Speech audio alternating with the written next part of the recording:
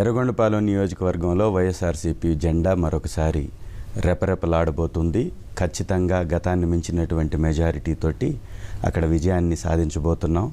YSR Congress party Yerragondapalem నియోజకవర్గంలో ఎలాంటి డోకా లేకుండా పెద్ద విజయాన్ని నమోదు చేయబోతుంది. అలాగే రాష్ట్రంలో కూడా గౌరవ ముఖ్యమంత్రి గారు చెప్పినట్లుగా గతంలో వచ్చినటువంటి 151 సీట్లను మించినటువంటి విజయాన్ని కైవసం చేసుకోబోతుంది. దీనికి ఉదాహరణలు అనేకం మనం చెప్పుకోవచ్చు.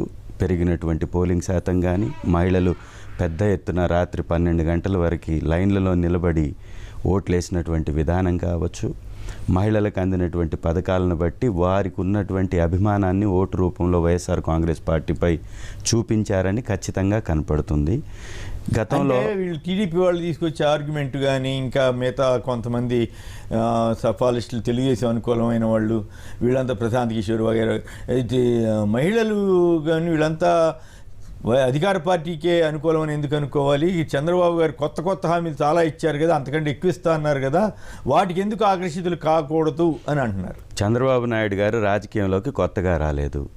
అనేక సందర్భాల్లో ఆయన అధికారాన్ని దక్కించుకున్నప్పుడు ఇచ్చిన మాటను నిలబెట్టుకున్న చరిత్ర లేదు. మహిళలను ముఖ్యంగా దగా చేసినటువంటి వ్యక్తి చంద్రబాబు నాయుడు గారు అనేది మహిళలే ఒప్పుకొని 2019లో వారికి ఎలాంటి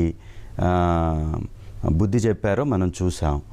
డ్వాక్రా రుణాలు మాఫీ చేయలేనటువంటి వ్యక్తి ఇవాళ కొత్తగా ఏదో చేస్తాడని నమ్ముతారంటే అది అవివేకమే అవుతుంది తప్ప ఇంకొకటి కాదు.